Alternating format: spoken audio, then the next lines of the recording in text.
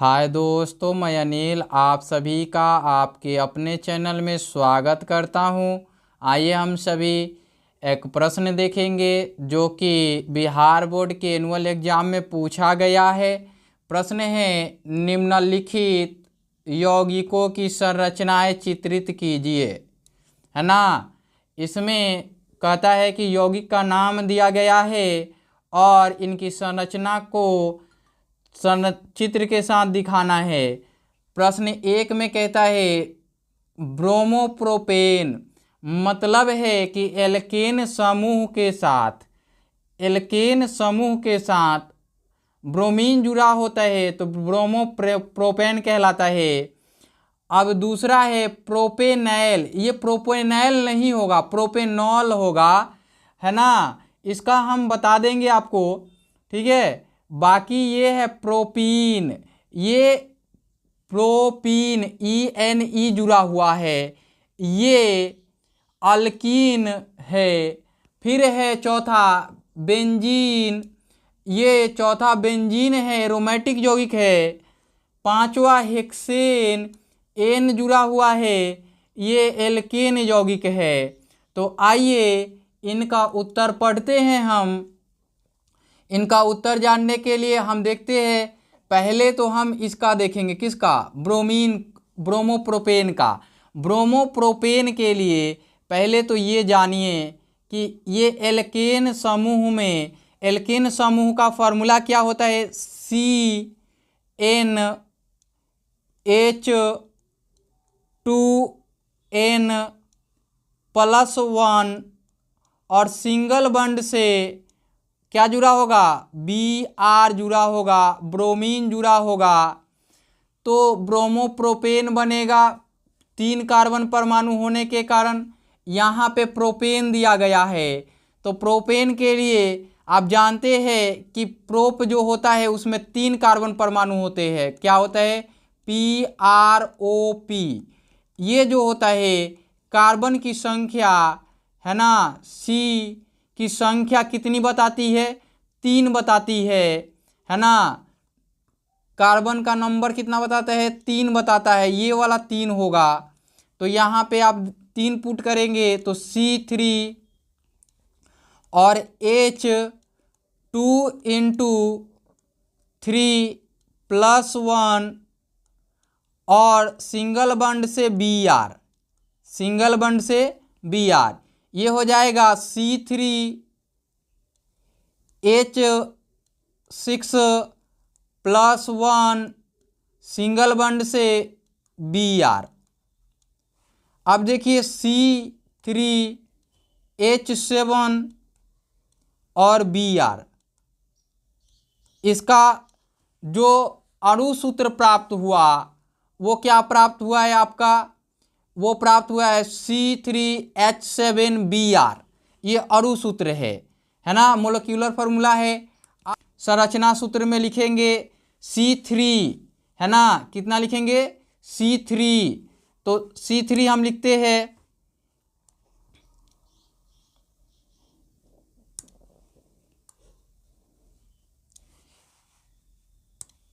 या हम C3 लिखते हैं 1 2 3 और इसमें हम एक सिंगल बंड से Br जोड़ देते हैं और ये हो गया सिंगल बंड से H जुड़ जाएगा, सिंगल बंड से H जुड़ जाएगा।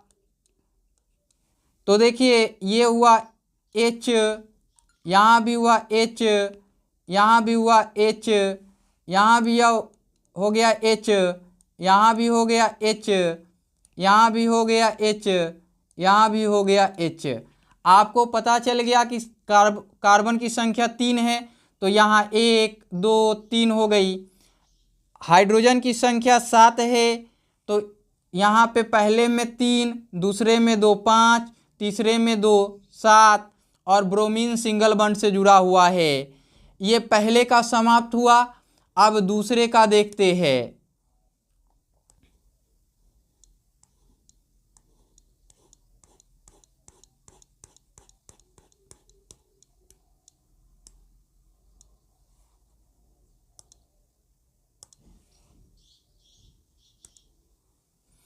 अब दूसरे का देखते हैं। दूसरा कहता है कि प्रोपेनैल, प्रोपेनैल नहीं प्रोपेनल पढ़ेंगे। हम क्या पढ़ेंगे इसमें, ये लिखेंगे प्रोपेनॉल,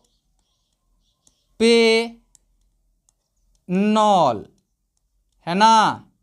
क्या लिखेंगे, प्रोपेनॉल, यही ये है ना। तो हमने इसका प्रोपेनॉल का लिखना है। नॉल किसमें, ऑल किसमें जुड़ता है, ये है प्रोपेन, है ना। पे और न ये प्रोपेन है, और जोड़ ऑल है। और ऑल किसमें जुड़ता है, OL क्रियाशील समूह के, सॉरी OL OH क्रियाशील समूह के लिए होता है। ये प्रोपेन में OH जुड़ेगा, किसमें, प्रोपेन में। तो C3 और H7 होगा तब OH जुड़ेगा, चूंकि एल्केन समूह बन जाता है। तो यहाँ पे अणुसूत्र जो मिला प्रोपेन के लिए अभी हमने पढ़ाया था ब्रोमोप्रोपेन, और यहाँ पढ़ना है प्रोपेनॉल। तो ऑल के लिए OH समूह लगता है और C3H7 लगता है। अब इसका हम अणुसूत्र लिखने सूत्र लिखते हैं। पहला तो हमें 3 कार्बन परमाणु 1 2 3 और इसमें सिंगल बॉन्ड से OH जोड़ देना है, और बाकी 7 हाइड्रोजन हैं। तो देखिए हमने यहाँ पे 7 हाइड्रोजन लिख दिए। तो आपको पता चल गया कि इसकी संरचना सूत्र क्या होगी। तो यहाँ पे आप लिख भी सकते हैं कि संरचना सूत्र।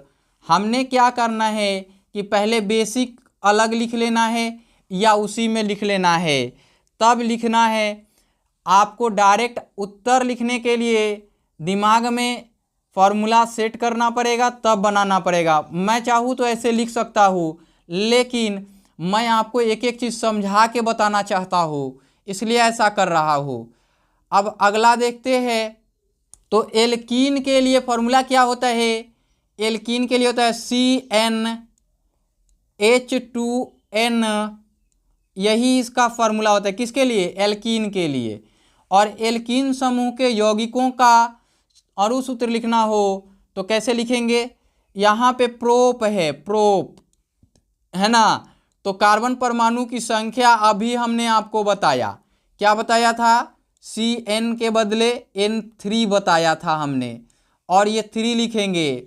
तो देखिए C3, है ना, H2 × 3, तो C3H6 ये होगा, है ना। अब इन तो संरचना सूत्र लिखते हैं। C3 है 1 2 3, इसमें एक के ऊपर डबल बॉन्ड होगा, चाहे इसके ऊपर लिख दीजिए चाहे इसके ऊपर लिखिए। तो हमने पहले के ऊपर ही डबल बॉन्ड लिख देना है, क्योंकि एल्कीन में डबल बॉन्ड होते हैं। और यहाँ पे सिंगल बॉन्ड दे दिया हमने। फिर यहाँ पे देखिए, यहाँ पे हमने 3 हाइड्रोजन दे दिया। कितना, 3 हाइड्रोजन दे दिया। यहाँ पे हमने 3 हाइड्रोजन दे दिया। हमें यहाँ पे नहीं लिखना है, एक H कम लिखना पड़ेगा, क्योंकि यहाँ पे 1 2 3 1 यहाँ हो जाएगा, 4 हो जाएगा। और देखिए इनके पास 2 है तो 2 इनको देना पड़ेगा। तो देखिए यहाँ पे 2 देना पड़ेगा, तो H इनके लिए लिख देते हैं। अब आपको समझ में आया, 2 1 3 और 2 5 और 1 6, यहाँ पे टोटल 6 हाइड्रोजन परमाणु हो गए। तो आपको समझ आ गया होगा कि प्रोपीन का फॉर्मूला कैसे लिखेंगे। अब अगला देखते हैं बेंजीन के बारे में। यहाँ बेंजीन के बारे में देखते हैं। ये एरोमेटिक यौगिक है, ये स्पेशल है। स्पेशल कैसे है, इसमें 6 कार्बन परमाणु बंध श्रृंखला में होते हैं, और एक डबल बॉन्ड के बाद एक सिंगल बॉन्ड, एक पाई बंध और सिग्मा बंध के बाद एक केवल पाई बंध, है ना। तो हमने लिखना है C लिखा हमने, यहाँ भी C लिखा, फिर यहाँ भी C लिखा, फिर यहाँ भी C लिखा, फिर यहाँ भी C लिखा, फिर यहाँ भी हमने C लिख लिया। देखिए 1 2 3 4 5 6 कार्बन परमाणु हो गए। अभी हम सिंगल बॉन्ड से ही जोड़ रहे हैं इनको, है ना। हम इनको सिंगल बॉन्ड से ही पहले जोड़ लेते हैं।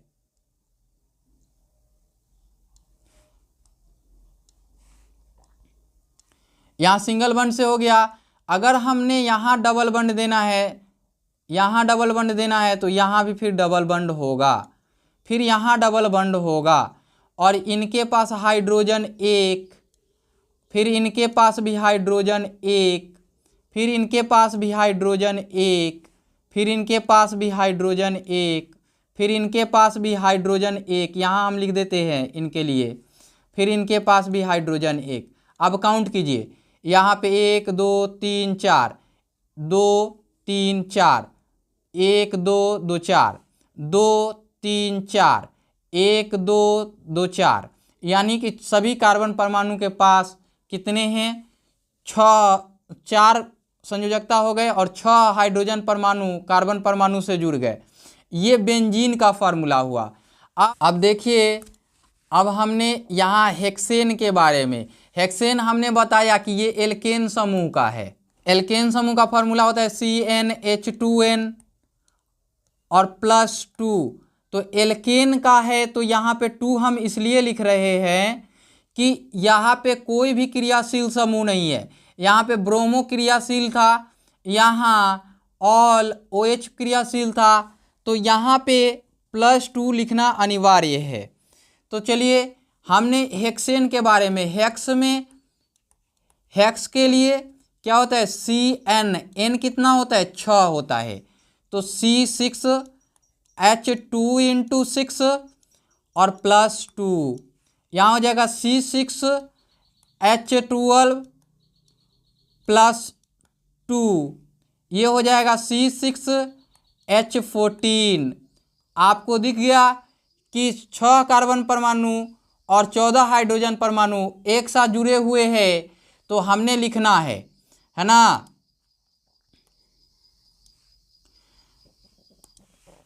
तो देखिए, हम 6 कार्बन परमाणु लिख रहे हैं, 1 2 3 4 5 6, 1 2 3, ये हाइड्रोजन परमाणु हो गए। और इनको सिंगल बॉन्ड से सभी कार्बन को जोड़ दीजिए आपस में। इस बाहर वाले को भी 3 हाइड्रोजन दे दीजिए।